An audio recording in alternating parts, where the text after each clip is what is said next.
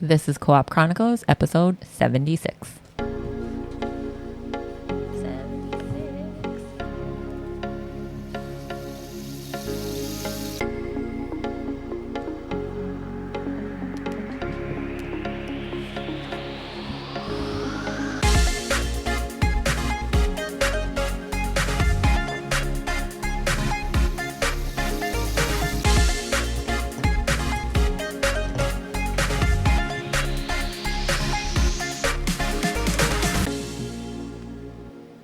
Welcome back to Co-op Chronicles. This is episode 76. As always. I'm pie-sized Geisha. I couldn't remember. And I have Blacklabel. Hello. And Azzilee. Hello. And today is... we're going to be talking about... an unsolved thing in Japan. Ooh. Japanese unsolved mystery. Oh, yeah. The monster with 21 faces. The 21-face monster. Scary. Yeah. Hey guys, check out my cool new phone case. It's a cow being abducted by a UFO. Oh, I thought it was Bigfoot. Oh, no, it's a cow. Oh. It reminds me of those cards that we always see at the coffee place. And we're like, oh, I should buy that for Azzilee. Oh, yeah. There's a coffee place that has like really like cards like that. And we're always like, I think this Az would like this one. I also got inspired by yours, and I have a dinosaur one as well. Nice. All my dinosaurs are peeling, though. I need a new one. Yeah. Okay. So we're going to get into it. Excuse me? How was everybody's week? How was everybody? That's what I was going to ask. Oh. I was going to, because you were talking. So I was like, PSA. How was everybody's week? Go ahead. You guys first. Oh, my shoulder hurts.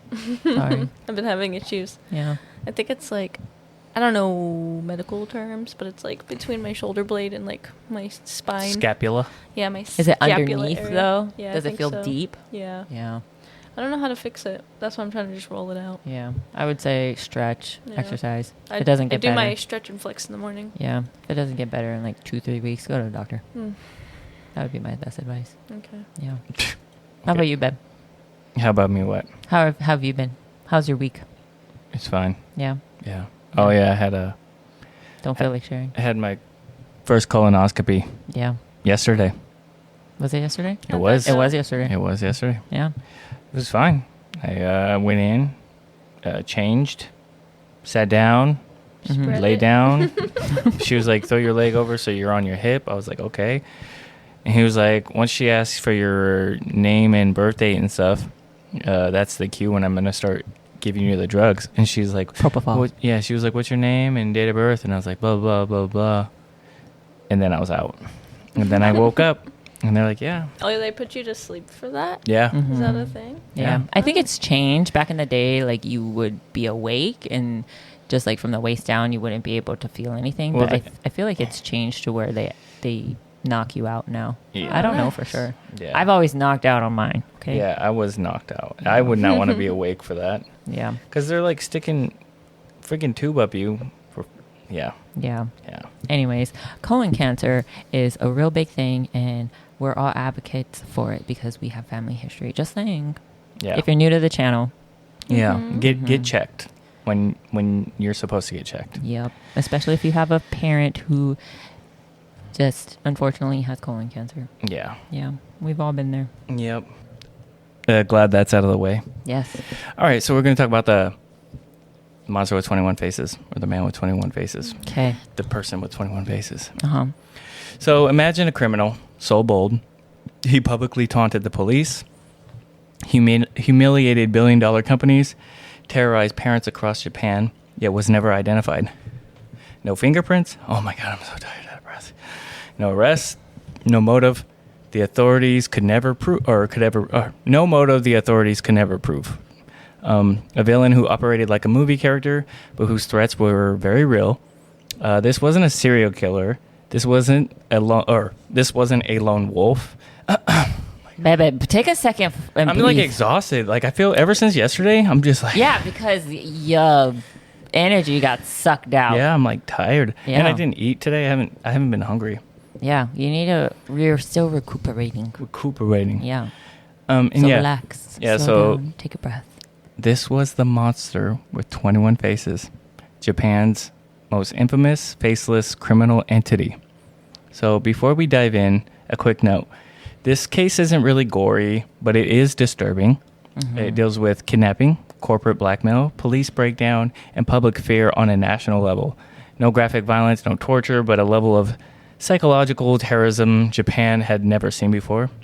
This episode takes place in a time when Japan was considered one of the most safest nations on Earth, which is why the case shook the country to its core. So, in 1984, Japan woke up to a new kind of nightmare. A criminal mastermind who didn't steal money, didn't assassinate enemies, and didn't even hide in the shadows. Instead, they wrote letters, dozens of them, mocking the police, daring them to catch them, calling themselves the Monster with 21 Faces, a name lifted straight from Japan's mystery novel, or a Japanese mystery novel, sorry. Was it a single person or like a group? No, it was a group. Oh, gotcha. Okay. Yeah. I was thinking it was one person. Yeah. Yeah, it was a group, sorry. I might have worded it funny in the beginning. So, and unlike most criminals, they weren't interested in hiding. They wanted the spotlight, they wanted the fear, they wanted to control over the narrative, and they succeeded. For over a year, this mysterious group targeted major candy companies, threatened to poison products, trigger massive national recalls, and sent the Japanese police spiraling into their biggest manhunt since World War II. So this wasn't just a crime spree, it was a masterclass in psychological warfare, and it all began with one shocking event. The CEO of Japan's beloved candy company, I think it's pronounced Griko, which is like, I think they're the Pocky people. Yeah, he was kidnapped from his own home. It's Glico, I'm trying to say it correctly, Glico. Geisha? Yes. Before we dive in. Okay. What comes to mind when you hear about a criminal who communicates entirely through letters and public threats? It kind of reminds me of the Zodiac. The Zodiac, exactly. Exactly. Azzilee. This feels scarier because the monster acted as an organization instead of a single killer. Almost, never mind. It is creepy when it's multiple people, because then you don't know. Exactly, Because it's multiple people acting as like one entity. So you have multiple means of doing something, so you have no way of like, and you don't know who it is. What is called profiling. It's like hard to profile these people. It's like Scream. There was the two killers, right? They have a new they have a Scream 7 coming out. Oh, Just do they? saying. Jeez. Billy Loomis. Oh my god. So Japan in the 1980s, a country on edge. It was kind of like before the monster with 21 faces. Before they ever wrote a letter, before a CEO was kidnapped, before the candy company shut down nationwide, Japan was already a place where order, safety, and social harmony was everything. Which is why the case kind of hit like an earthquake, because Japan in 1980 was not prepared. I guess you could call them a villain or villains. This was the height of Japan's economic boom, the miracle era. Crime was low, trust in public institutions was high. Big corporations like Glico and Morinaga were household names, symbols of reliability and national pride. People left their front doors unlocked.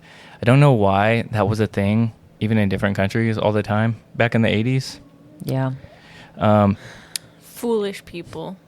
Am I breathing too close to the mic? No, I heard somebody. Oh my God, we all have kids. They all know about it. It's fine. But yeah, where was I? Oh yeah, people left their front doors open, like I said. An idea of a criminal group terrorizing companies with poisoning threats that felt like something out of a fiction, something that did not happen in Japan, for one. Japan in the early 1980s was a nation that believed in predictability. Everything had rules, rhythms, and routines. Families trusted the food they bought. Businesses trusted the government and the police. They were seen as efficient, methodical,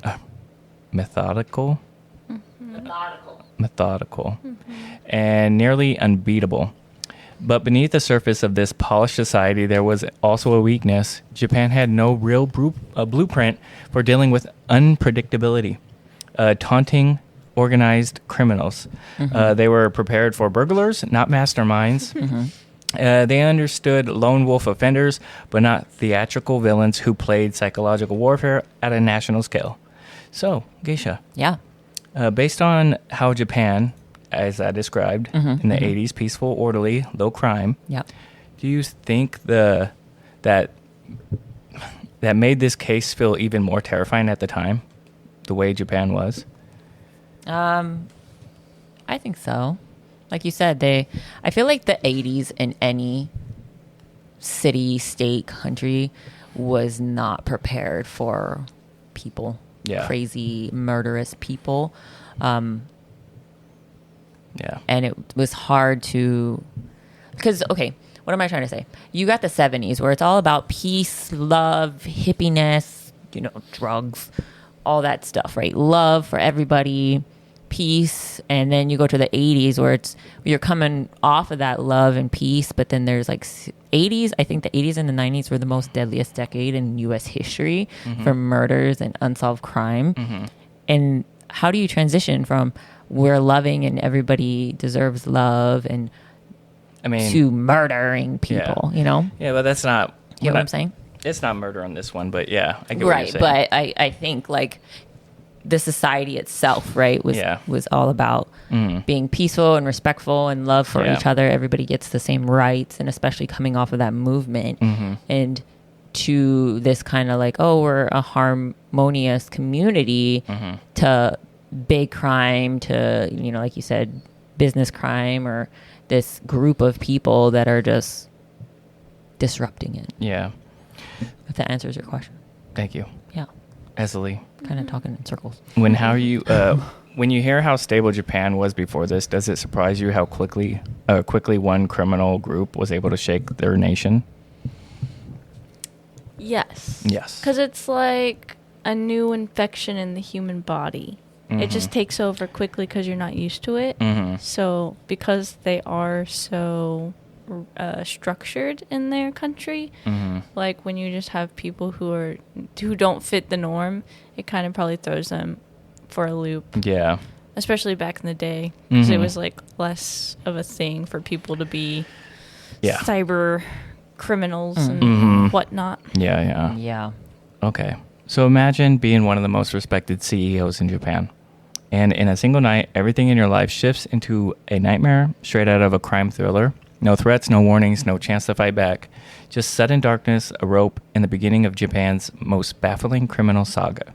So, to understand why Japan froze in fear, you have to understand who this man was. So, Katsushi, I can't say his name, it's Katsuhisa Izaki, the CEO of Glico, wasn't just a businessman. He was the face of one of Japan's largest, most beloved food manufacturers. Pocky, almond chocolates, caramels. Every kid grew up eating. I love Pockies. He was a household name, which made what happened next feel almost unreal. So on March 18th, 1984, around 9 p.m., Izaki was home at with his family when two masked men armed with a pistol and a length of a rope. A pistol. And a length of rope broke into his house. They moved with precision, no shouting, no fumbling, no hesitation. They tied Izaki's wife and daughter to the furniture, sealed their mouths with tape, and then abducted Izaki like he was a high-value target. They forced him into a van, blindfolded and bound, then transported him to a remote warehouse in Ibaraki? Yeah, sorry. I Googled all these, and I forgot how to say them already. For the next 3 days, the kidnappers fed him, spoke very little, and kept him locked inside a tiny room. There was no ransom demands given to the police, no communication, no clear motive. Japan's law enforcement had no idea where he was or who took him, but criminals made one critical mistake. They underestimated Izaki. So, on March 21st, he managed to break free by squeezing through a narrow gap between the warehouse boards. Sprinting barefoot into the cold night until he found help. No ransom was paid, no demands were met, and yet the criminals simply vanished. What no one knew then was the kidnapping wasn't the goal, it was just the opening move. So, Geisha, when you hear how organized this kidnapping was, does it feel like the start of something bigger? Like they were testing how far they can go? Yeah, especially, well, I think you kind of gave it away a little bit, but you said it was just the opening move. Well, that's what I'm leading up to, yeah. Right, yeah, but I'm just saying, like, I'm trying to think without the spoiler, I would feel kind of Like maybe they just stopped after this. Yeah, like maybe it would be a one-time thing, but what really was the purpose? What would kind of like rattle me the most is that like I would feel like I was watched. Like they knew the layout of my house type of thing. They knew exactly where they were going. They knew where I was. Quick. That's scary. That is very scary. Yeah. Azzilee, if a CEO escapes his captors, most groups would lay low. So why do you think these criminals escalate instead of backing off? I mean, you don't know the next move, but you know there is a next move. Instead of letting him go, they, I would not let them go because I think No. If the CEO escapes his captors, which he did, most groups lay low. So why do you think these criminals escalated instead of backing off? We don't more know yet. fear, I guess. I guess more fear. If you, I know she doesn't know. That's why I'm asking her thoughts. I would say it was more to induce more fear. You know, like the mania. Yeah. Yeah. Exactly. What is it called? They did it Hysteria? just to The do it. hysteria. Just Yeah, to mass hysteria. to cause mass hysteria. Yeah. Yeah. See, you got it. As they wanted Awesome. to prove that they could do it. Just You to got do it, ass. You win the. That's what Mass I hysteria. think You win would do tiramisu it. for the night. You know, what isn't Or that why you would escalate dessert. more? Yeah. Yeah, you Right? win one dessert tonight. All right. For a kidnapping so meticulously planned, for a criminal group so confident, so theatrical, no one expected this story's first twist to come from the victim himself. Because in the middle of Japan's most shocking corporate abduction, the CEO of Glico did something no one, not even the monster with 21 faces, predicted. He escaped. So, when Izaki was dragged off out of his home and transported to the kidnapper's safe house, police assumed they were preparing for a long negotiation. Izaki was the head of a billion-dollar company. He was a valuable leverage. He was supposed to be held for days, maybe weeks, but the kidnappers got sloppy or arrogant or both.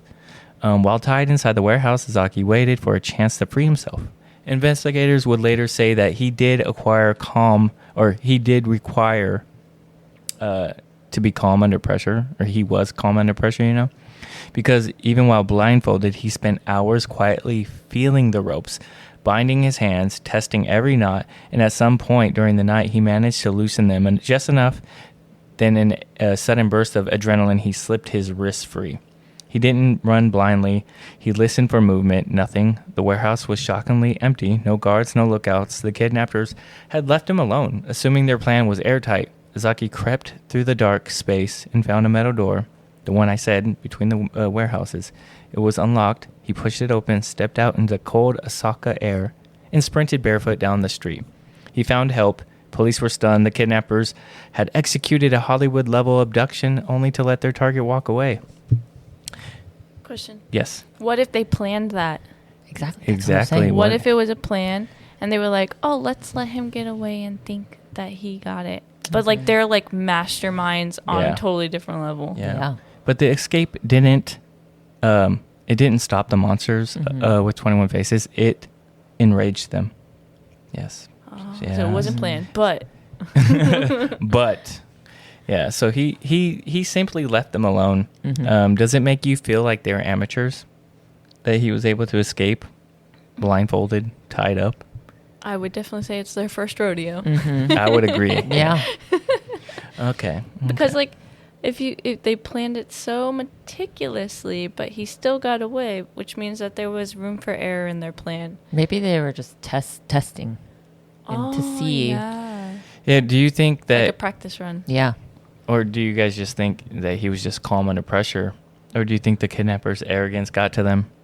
I think it's an accumulation of everything. Yeah, I was gonna say I think it's both. I think the biggest thing when you're put in a situation like this is to stay calm. Mm-hmm. Is to really like check your emotions, look around, find what you could do, what you could use. Yeah, he was blindfolded though. Yeah. I wonder if CEOs are like trained or given classes on like if You would- you get yeah, abducted if you or get something. abducted. Yeah, I would think Yeah. that you would go Maybe. through some sort of training. If you got money, you'd probably want to put yourself in some Yeah. sort of training. Yeah. That'd be fascinating to know. Yeah. That would. CEOs out there, let us know. Yeah, Yeah. CEOs. But and to counter your but he was blindfolded, you also stated that he was paying attention to the type of rope that he was Yeah, in. he felt every knot.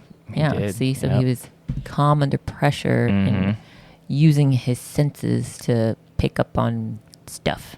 Yep. Yeah. Yeah, so it didn't take long for the kidnappers to reveal something chilling. They weren't just criminals. They wanted an audience, and they wanted Japan to fear them. So just after days the CEO escaped, newspapers and police headquarters began receiving typed letters.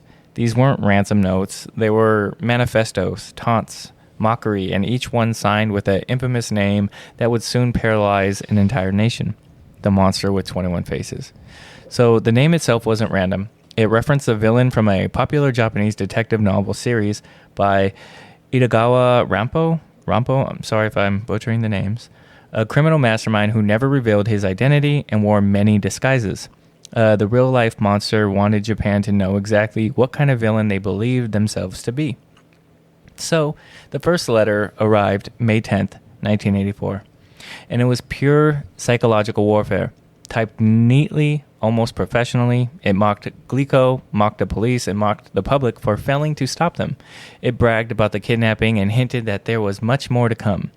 What made the letter so terrifying wasn't what they said, it was more so the tone.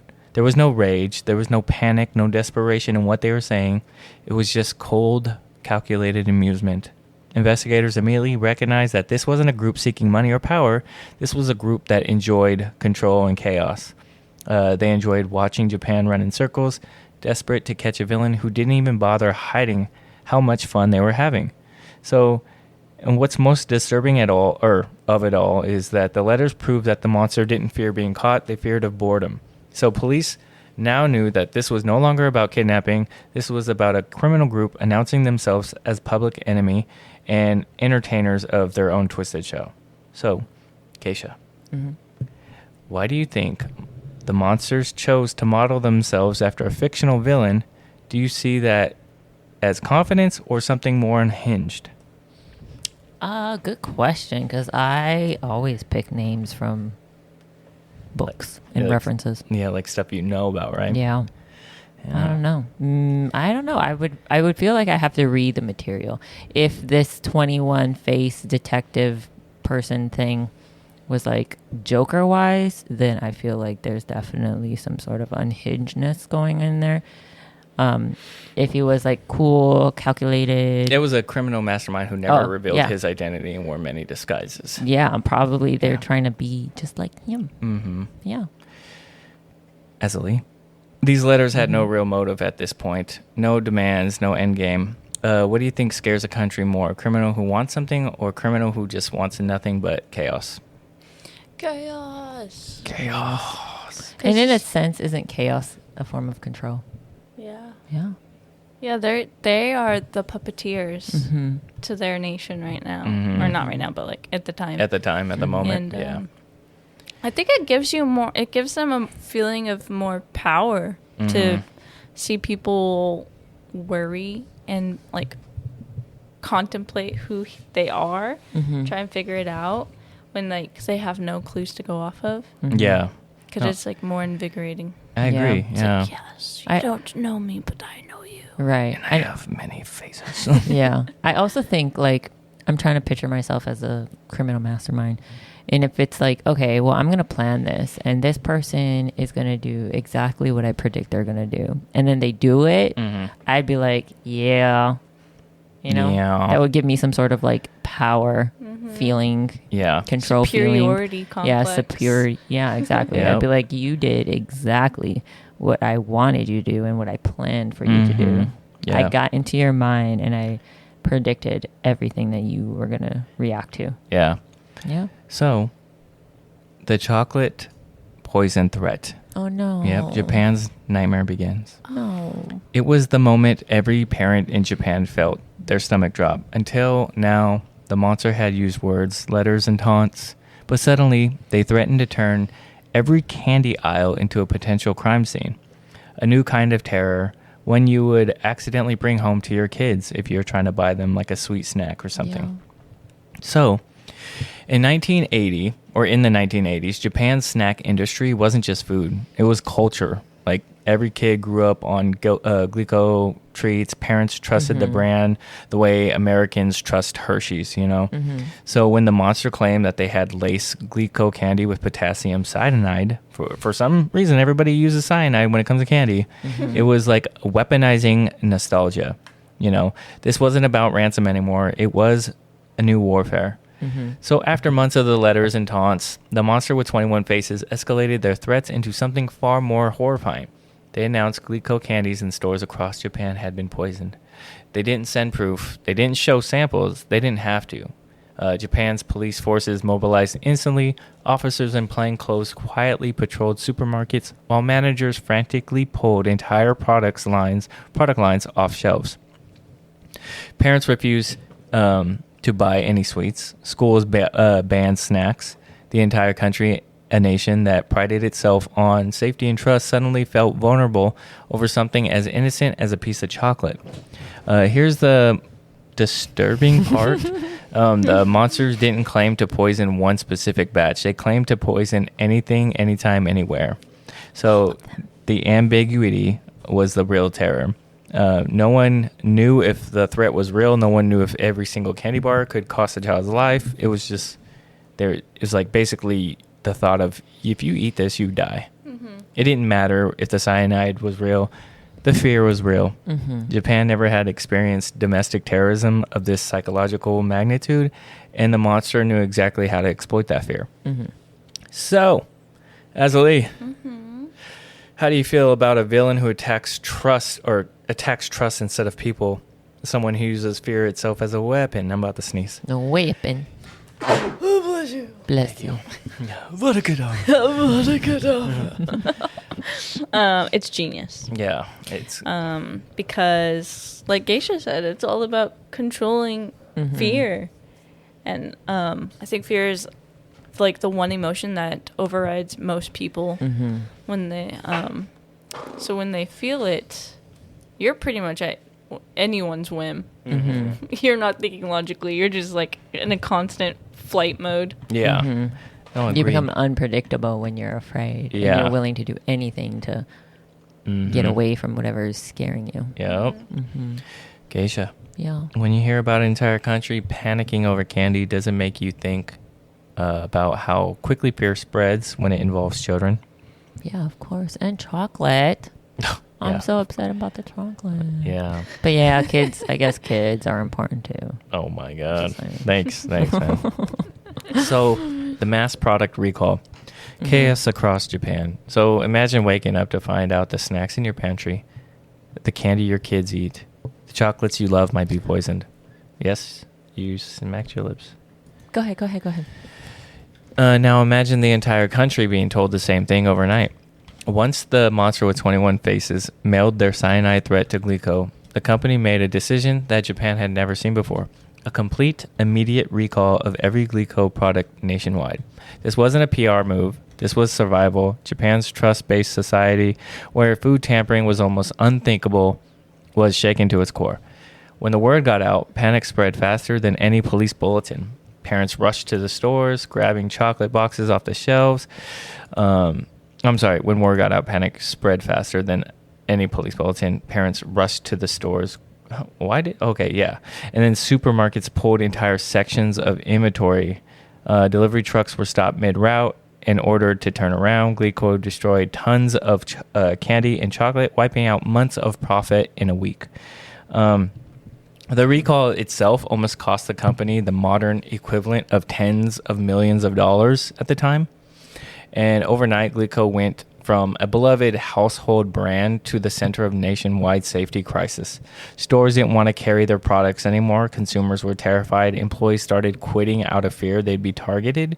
And meanwhile, the monster with 21 faces stood back, watching the chaos that they orchestrated, and smiling through these letters they continued to send. What makes this moment so chilling is that there was no proof any candy had actually been poisoned at this stage, but the threat alone was enough to shut down an entire corporation, and that's what Japan realized. This wasn't about money anymore, it was about power. So Geisha, how do you think you would react if something like this happened today? If a major brand, like we could say Hershey's or Coke, suddenly recalled everything due to a poisoning threat. I would take it seriously because the world is crazy. How do you think you would react, though? I would not buy all of that stuff. And I'd get rid of it out of my house. And I'd be like, well, who knows if it's true or not, but we're not going to do it. I'd be worried nationwide. Like Yeah. the world is being attacked. I don't necessarily think I would think the world is being attacked. I would just think, okay, well, this one product we need to not buy or consume. Okay. Side note, why Yeah. I gasped, right, is because, What was that gasp that you gasped? correct me if I'm wrong, I could be getting it mixed up. We watched so much murder. The Tylenol murders of the 80s were also laced with cyanide, right?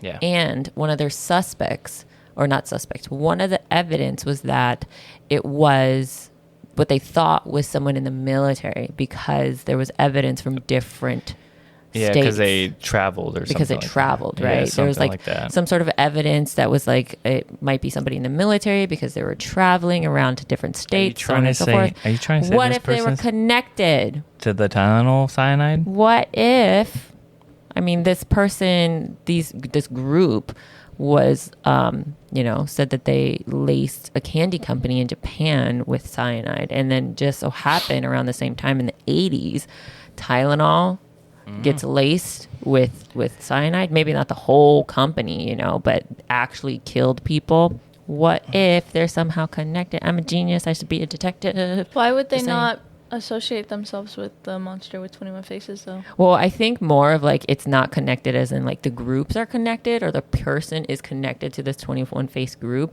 But I think they also did mention in the Tylenol murders that they thought the suspect was from overseas, especially from Asia.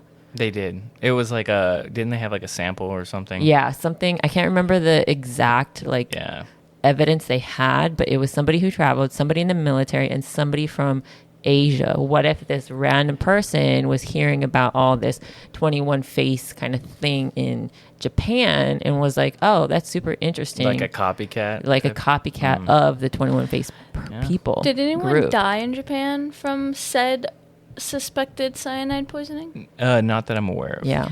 So what if the person in the U.S. is someone from the group in Japan, but they wanted to actually poison people, but then the group was like, yeah, no, that's not what we're trying to do. So they broke off, they went to the U.S., and then they actually did poison people, and they actually I love how it's just going from this to that now. I'm just saying we're the best detectives in the world, and we should be Crime Stoppers and detective people. I'm just saying. Okay, do you guys think it's the right call for them to recall everything even without proof of actual contamination? Yes. You have to, right? Yeah. Yes. Yeah. Like it's like you're going against the public if you don't recall everything. Yeah. Yeah. Pretty much telling people that they should end up dying. Just ignore it and have that one kid eat it and die. Okay. Can you imagine? The All right. lawsuit they would face. So the shift to Morinaga, the monster escalates again. So just when Japan started to believe the nightmare might be ending, the monster with 21 faces picked a new target, and proved that this wasn't about money anymore. This was, again, about the control and the power and the humiliation on a national stage, The monster wanted an audience, and they were about to get one. So after months of tormenting Glico, kidnapping the CEO, burning I guess they burned company cars, and they threatened mass poisonings, the monster vanished for a short, eerie pause. Authorities believe that the group might be losing its momentum, maybe internal conflicts.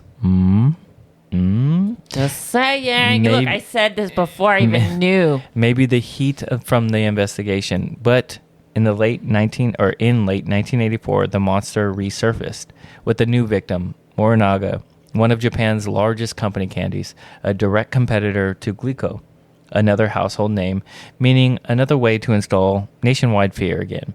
The shift told investigators something chilling. Glico wasn't special. Anyone could be next. So when Morinaga received the first letter, executives already knew the signature: bold, taunting, arrogant. The monster with 21 faces. The group claimed that they had laced Morinaga's product with cyanide and placed them back on store shelves across multiple cities. They boasted that Japan would have to see for themselves whether the company valued profit over safety. It was, again, psychological warfare. Mm-hmm. The monster didn't just want to hurt businesses. They wanted to humiliate them publicly. Within hours, Morinaga products were yanked from the shelves nationwide. Supermarkets emptied entire aisles. Parents panicked all over again. You know, the monster watched while all this unfolded, like a spectacle. They were just happy. You know what I mean? They're directing the chaos. Mm-hmm. Investigators realized something unsettling. This wasn't about ransom again or revenge. They're just creating a game of domination. You know, and Japan was the board. You like that? Does Japan participate in the stock market? I'm not one of those people. I don't know. I wonder if they ever cross-reference between I think these companies losing money compared to the stock market, and then seeing who put money in competing markets. Oh, gotcha. To see if they got more money. Yeah, based I don't on think they them do. losing money. If I'm not mistaken, I remember something about they saying that it's. I guess Google. that's kind of like gambling, right? It's not Yeah. a thing that they do. And I think it's just That makes very sense. the It's way probably a the way US it is. thing. It's very disrespectful. Yeah. People are just rude, and you know what I mean. That makes sense. It does have a stock market. Oh. Oh, do they? Yes, Japan has a stock market primarily centered around Tokyo Stock Exchange. So not across I don't know. yeah. Fascinating. Including major global brands, Toyota and Sony, and a key pair. But back then though, in 1980s, I don't know. Yeah. Can you close the window? Why are you cold? Yeah. Thank you. So we're going to talk about the fake cyanide candy. The terror becomes real. So imagine walking into a grocery store with your child, reaching for a box of candy and wondering if this might be the piece that kills them. That was Japan's reality in 1984. So maybe something does happen, guys. Up until this point, the monster had been psychological terrorists, sending letters, demanding money, and making claims. But Japan still believed, surely, they wouldn't actually do it. They wouldn't actually try to kill somebody, right? That belief was shattered when police discovered candy on store shelves laced with real industrial-grade cyanide. Oh, my God. Each packaged marked with a taunting note from the monster. It was no longer a threat. It was now attempted mass murder. So, in October 1984, investigators found a piece of Morinaga chocolate on a shelf, the wrapper perfectly sealed, untouched, looking like any other treat a child might pick up. Looking like a snack. Yep, but inside the foil was a small white packet containing potassium cyanide strong enough to kill instantly. And attached to the packaging was a chilling message: "Danger, contains poison, you will die." At least they put a note. Yeah. This wasn't Wow, that's so nice. this wasn't just a warning to public though. It was a message to the police that, hey, it's proof that the monsters can infiltrate the stores anywhere, anytime. Mm-hmm. So more candy began appearing. Some resealed so flawlessly, even the factory workers couldn't tell the difference. Japan panicked. Families avoided sweets. Sales collapsed. Children were told not to accept snacks at school. Police swept stores nationwide, but had no idea where the poisoning originated from. The monster didn't actually kill anyone, though. But the fear alone created national chaos. It was terror by precision, and it worked. Perception? Precision. Okay. Geisha. Yeah. Imagine being a parent at this time. Okay. Would you ever trust grocery store candy again? I would never trust. No. No. I would not. No, I wouldn't either. Yep. I wish I would have known this before I ate Pockies. Yeah. Because then I probably would have never ate Pockies. I mean, that was in the 80s. yeah, and we weren't born. I know, but still. And I'm just saying the Tylenol murders were in 82. Yeah. Do you not take Tylenol?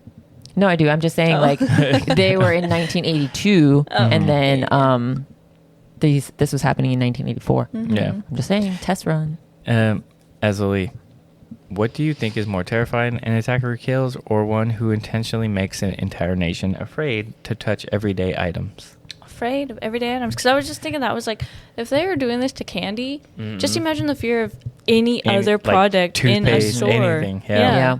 It's you're so scared you don't even want to buy groceries anymore. Yeah, Like, exactly. your whole country will starve Yeah. because everyone's too afraid. I wonder if Japan has those little like safety seals like we do. I'm sure everybody does nowadays. Yeah. Well, if they repackaged the candy bar so flawlessly, then they could Yeah. That's repackage true. anything. Yeah. That's true.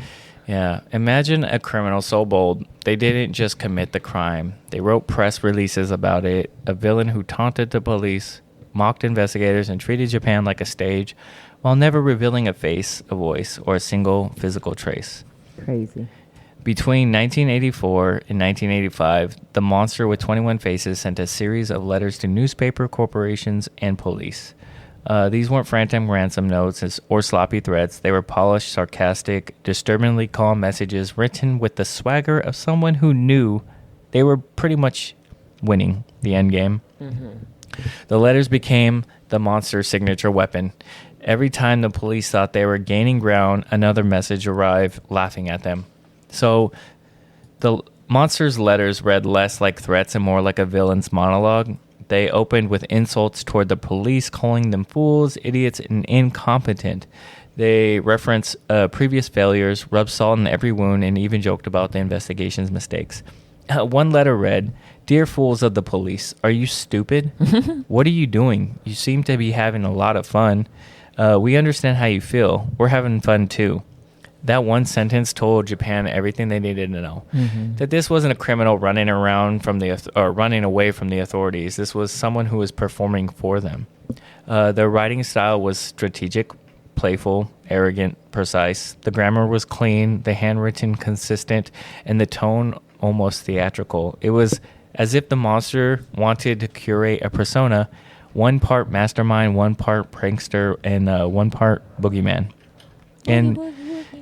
And because Japan was a society that prided itself on safety and order, these letters became psychological warfare again. Every time one hit the papers, the public panicked, stocks dropped, kids were kept home from schools, shelves were emptied, the monster didn't need bombs, hostages, or weapons. Their words alone were enough to bring an entire nation to its knees. See, you said stocks dropped. I did say stocks. They could be making money. That's their way. Yeah. Yeah. Seems like you guys are ahead of your games right now.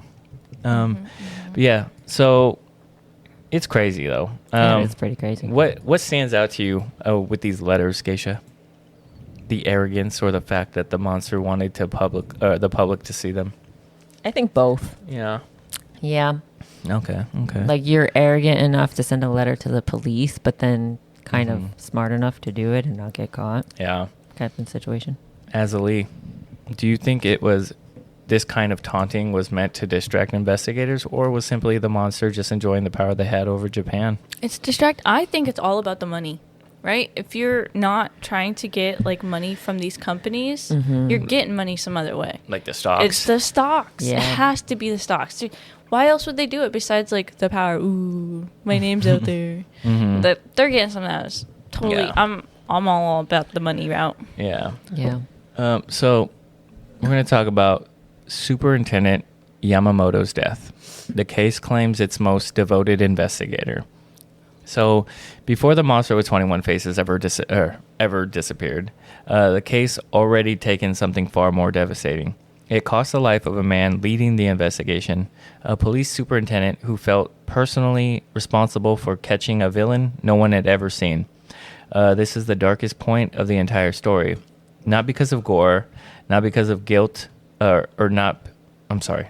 Start again. But because of what guilt can do to a man. Superintendent, especially like Japan, like they're very... I watched a lot of their stuff, and like once a person's like, they're very dedicated to their job and what they're trying to do and, solve and stuff like that. And they hold like high regard or feel like they disgrace their whatever if they can't solve something. So Superintendent Yamamoto, he was one of the senior investigators coordinating the massive multi-prefecture task force assigned to the monster with 21 faces. He was known as a extremely disciplined, dedicated, and deeply committed to restoring public trust during a crisis that was humiliating Japan on a global stage. By 1985, the monster had taunted police for over a year. They mocked officers. They humiliated corporations. They slipped through the surveillance. They outmaneuvered organized crime units, and every failure fell squarely on the shoulders of men like Superintendent Yamamoto. Japan, normally one of the safest countries in the world, was in the state of rare national embarrassment, and Yamamoto felt it more than anyone. So, on August 7th, 1985, the Kyoto police received something unexpected, another letter from the monster with 21 faces. Except this time, it wasn't a threat, it wasn't gloating, it was a direct personal attack, blaming the police for failing at every step. The letter said that the police were incompetent, that Yamamoto and his colleagues were a joke. They insulted the investigation, the leadership, and even mocked officers' physical appearances. It was vicious, even for this group. And then 3 days later, on August 12th, Superintendent Yamamoto left his home early in the morning. He didn't take his briefcase. He didn't take his badge. He didn't leave a note. He drove to a wooded area in Shiga Prefecture. He sat in his car, and he set himself on fire. Oh, shit. Yeah. I did not see that coming. Yeah, the shock rippled Japan instantly. A senior police official, a symbol of order and discipline, had died in one of the most painful ways imaginable. And all because he felt he had failed to stop a criminal group that played by no rules. His death became a national tragedy. It wasn't just the loss of a respected officer. It was a moment that revealed how deeply this case had damaged the psyche of everyone involved. Just 9 days later, the monster with 21 faces sent one last letter. Yamamoto died. How stupid of him. We will stop tormenting companies. We forgive you. A final taunt, a final slash to the wound they created, and then they vanished forever. Geisha. Yeah. Knowing how disciplined and devoted Mr. Yamamoto was, how does it hit you hearing that he blamed himself for an entire nation's fear, even though it wasn't his fault? It makes me so sad. Because you didn't see it coming. Yeah, I did not see it coming. Poor thing. But I feel like, personally, I'm not saying that this is a reflection of Japan in any way, shape, or form. I don't know what it's like. Then maybe you shouldn't say it. I was just going to say, personally, I feel like police or any like authority figure in Japan, it would be easy for them to kind of feel this way, you know? Like, it's my responsibility, it's my job. Because they're like respect. Yeah, because they're all about respect and dedication and honor, and like discipline. Maybe he felt like he didn't do a good job or a good enough job because he couldn't narrow it down. Type of. Not saying that people in the U.S. won't feel like this, right? But I think over there, it's just such like a high standard, like honor, like they have much more things that could to not sound like Mulan, that could dishonor your family. You know? Yeah. No, I agree. Azzilee, do you think the criminals like the monster with 21 faces wanted a reaction like this, or do you think they were even shocked that their psychological warfare went this far? They had to have been shocked. Yeah. Why else would they stop? Yeah, why would they say You've like... gone this far, and Yeah. then somebody ends up offing themselves, and now you're just like, oh, we're satisfied. Yeah. That definitely was not their end goal. Yeah. Their end goal was to just keep harassing the country, and this was an unfortunate product of that. So they were like, yo, we pushed it too far. Yeah, I agree. Because why would they if they wanted to kill somebody, why would they put that cyanide in that candy bar and leave a note on it to let you know that it's poison? Yeah. They don't want to actually kill somebody. Yeah. So this was just a It terrible was just byproduct. a big game for them. Yeah, so this was just a terrible byproduct, and they were like, yo, we got to stop this now. Yeah, I agree. Because, it just, all of their actions up till this point did not seem like they were murderers or killers. Yeah, except that one that got away and came to the United States and did the Thailand. Okay, that's Yeah, not that's not part of anything. It's such a coincidence. Because, like, just imagine, like, I'm a pretty petty person, so it's like, I hope that those people felt that sadness and, like, horror and guilt the rest of their lives for having that man, kill himself. Yeah. Because that's just, like, terrible. That is. It is pretty sad, to be Yeah. honest. I did not see that one coming at all. Poor thing. Yeah. I feel like that's the definition of like carrying the weight on your shoulders. He felt like he was carrying everything, and that he might have felt like a failure, and that there was no other way. Yeah, Poor I thing. mean, it is pretty crazy how Yeah. it went from, that and stuff. But Yeah. Well, I also Yeah. think maybe his family was like pressuring him too. Like, Yeah, why maybe. is this like this is happening to Yeah, our family too? because I'm assuming like their name is on the line and like anybody attached to that Yeah. name is kind of, Mhm. Well, then there's like, you should be doing better. Yeah. This is Yeah. affecting our family, like our kids or whatever, Yeah. And like, Mhm. especially you said he was the lead detective. Yeah, he was a superintendent. Yeah. See, he was the superintendent. Everybody knows that he's a superintendent. The whole country is like, why can't you solve this? What's going on? What do we do? Where's Yeah. the results? Yeah. Poor guy. Yeah. So for nearly a year and a half, the monster with 21 faces had Japan trapped in a psychological chokehold. But then, just as suddenly as they appeared, they vanished. weenies. And the message they left again was most infuriating part of all is that they said, "We forgive you." By the late 1985, the case had reached a boiling point. Glico had nearly collapsed. Morinaga was bleeding money. Police had failed at every turn. Public trust in the authorities was shaking.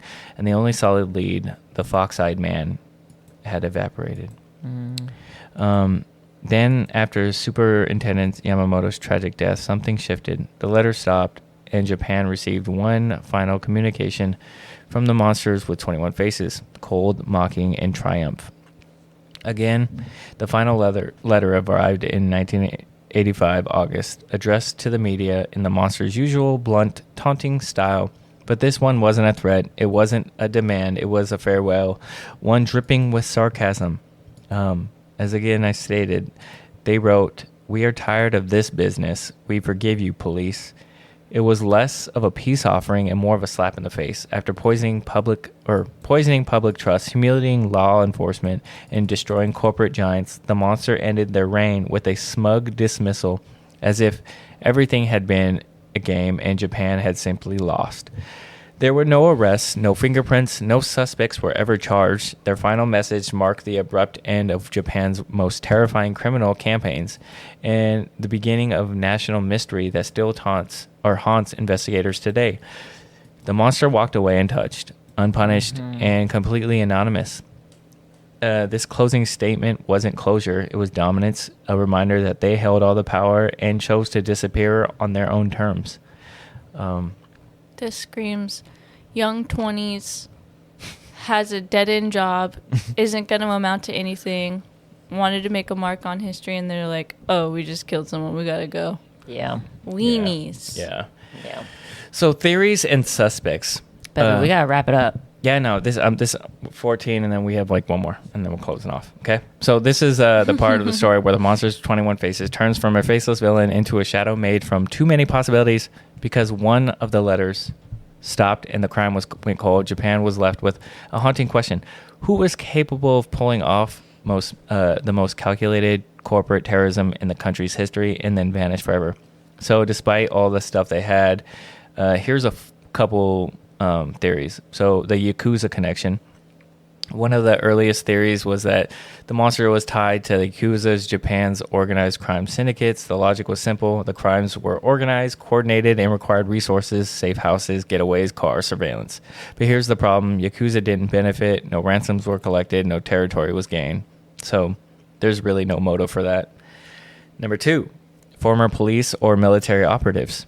This could go with what Geisha said about Military. So this became one of the strongest theories, even internally within law enforcement. The monsters group seemed to understand police responses times, surveillance blind spots, patrol rotation patterns, how to disappear into crowds, and the most chilling, how to mock the police flawlessly without ever getting caught. Oh my God.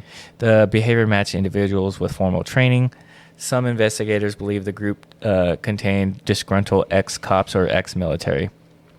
And this is why, like, the suicide of Superintendent Yamamoto only strengthened this belief, because once that happened, they kind of stopped. The monsters left after that happened. They were like, yeah, they stopped. What if? Oh my God, babe, we are running short on time. We are. Okay. So, theory 3, industrial espionage or corporate sabotage. could be what Azzilee was talking about, the stocks. So Japan in the 1980s was experiencing fierce corporate competition. Some analysts believe that this wasn't about ransomware, but the crippling of Glico and Morinaga, and basically companies shift the market dominance. It's always about money. Yeah. Or military. Yeah, military strategies. Yeah. What if it was just a whatchamacall? Yeah. Like the U.S. did it first. Well, Japan did it first to us with the Tylenol, and the U.S. went back and was like, Tylenol, No, they we're gonna did get it. you candy, There's no mother freaking. trucker. There's no proof. So don't be saying like Japan, you did this. There's just no saying. proof for that. So theory 4: a small, highly organized crime criminal cell, not yakuza, not corporations, not insiders, just a group of unusual, weird, intelligent criminals who enjoyed chaos. This theory kind of fits the letter because the writing, the mocking, the theatricalness of all the taunting letters. Theory 5 is the lone wolf possibility. A smaller theory but a chilling one is that some investigators wondered if it was just a criminal mastermind just by himself planning, and only a few helpers just came and went. It was just constantly the one guy. But yeah, I mean, the problem with all those theories is that every suspect was eliminated. Every avenue hit a dead end. Every promising lead dissolved into nothing. And worst of all, the only identified person in this disappeared into history without leaving a trace. So, why this case still haunts Japan? The final segment. Even today, more than 40 years later, the monster with 21 faces feels like a ghost Japan never caught. No face, no identity, no arrests, just a trail of letters, fear, humiliation, a story that still feels unfinished. Japan solved nearly 99% of its serious crimes in the 1980s, especially kidnappings and corporate extortion cases. So that's why this one case, became a national wound. It exposed vulnerabilities in police strategy, corporate security, and media influence, all while showcasing a criminal group that understood psychology better than any detective on the case. The monster with 21 faces didn't commit crimes. They committed psychological warfare and won. What makes this case haunt Japan is not the violence, again, because truthfully, very little physical harm ever occurred aside from the Yamamoto incident. What makes it unforgettable is the power imbalance the monster created. A faceless group humiliated billion-yen corporations. They manipulated the media like chess pieces. They taunted police until one officer, Superintendent Yamamoto, took his own life, believing he had failed his country. And then they vanished. No arrests, no fingerprints, no traces. The one final letter saying, "We forgive you." To this day, that line stings because it feels like they weren't just talking to the police, they were talking to an entire nation. Even modern investigators still debate who they were. Yakuza, a rogue corporate espionage ring, ex-military, a highly skilled group of pranksters who escalated it too far. No theory explains everything. No suspect was ever charged. No confession ever came. And that's what makes this story feel so chilling. The monster with 21 faces walked away clean. They're most likely alive today, older, maybe retired, blending into normal life, while Japan still carries the weight of their unanswered questions. So again, this story isn't scary because of bloodshed. It's scary because of the control, because of the absence, because of how a nameless group proved they could terrify a nation without even being seen. Again, last questions, Geisha. Does it feel scarier to you when a villain is faceless, when there's nothing to visualize, nothing to confront? Yeah. Yeah. Yeah. Thank you. Because there's no face, no name. Thank you for It's a sharing. ghost. Yep. Yeah. Azzilee, what do you think is more settling? Or unsettling? Unsettling. The crimes themselves, or the fact that the monster may have simply returned to normal life afterward? Normal life. Yeah. Guys, how do you go back from that? You literally made a man feel so bad that he just does not exist anymore. Yep. I Yeah. hope they couldn't go back to living their normal life. Yeah. Because that is unforgivable. Unforgivable. But yeah, that's the story of the monster with 21 faces. They suck. Yep. Yeah. Until keep grinding those levels. We had to end it real quick. Geisha's freaking PSA Geisha's corner took a little longer this time. I'm actually thinking of having you edit it out. So. Oh, okay. Awesome. So just saying, there was a PSA, but we edited it out because. All right. Just saying. All right. Yeah. Thanks for more work, I guess. Anyways, keep grinding those levels and finishing those side quests. Until next time. As always, this has been Co-op Chronicles with Pint-Sized Geisha, Blacklabel, and me, Azzilee. Bye-bye.